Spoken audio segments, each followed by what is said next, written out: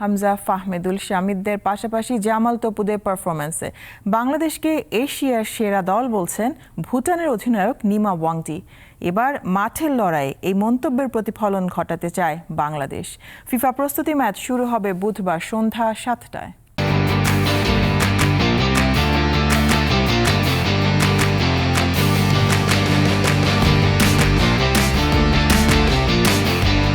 Walton Washing Machine. Simplifying life with hassle-free washing.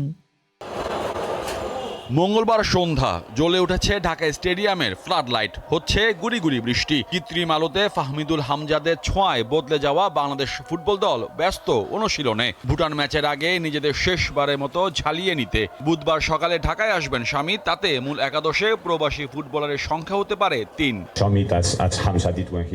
ভুটানের বিপক্ষে ম্যাচে কিছুটা সময় খেলবে ফাহমিদুল। শামিদকেও খেলানোর ইচ্ছা আছে। হামজা মূল একাদশে থাকবেন। এখন দেখতেছি আস্তে আস্তে মানে এই নাম্বার বাড়তেছে। সো এইটা আমি মনে করি এটা দেশের জন্য ভালো হবে। অফকোর্স লোকাল প্লেয়ার ওরাও খেলবে, বাট আপনি যদি দেখেন সবচেয়ে বেস্ট এক্সাম্পল হচ্ছে ফ্রেঞ্চ টিম, ম্যাক্সিমাম প্লেয়ার বাইরের। সো আর ওরা ওয়ার্ল্ড কাপ চ্যাম্পিয়ন হয়ে গেছে, বাট আমি সেম সিনারিও দেখতেছি এখন। যে ভুটানের সাথে ম্যাচ হেরে একটা সময় ফুটবল থেকে নির্বাসিত হতে হয়েছিল বাংলাদেশকে, সেই দলটা এবার সমীহ করছে লাল সবুজদের। বাংলাদেশ দলে আসছে ইউরোপের সেরা ফুটবলার, আরও যোগ হচ্ছেন। এতে এশিয়ার সেরা দল বলতেই হবে।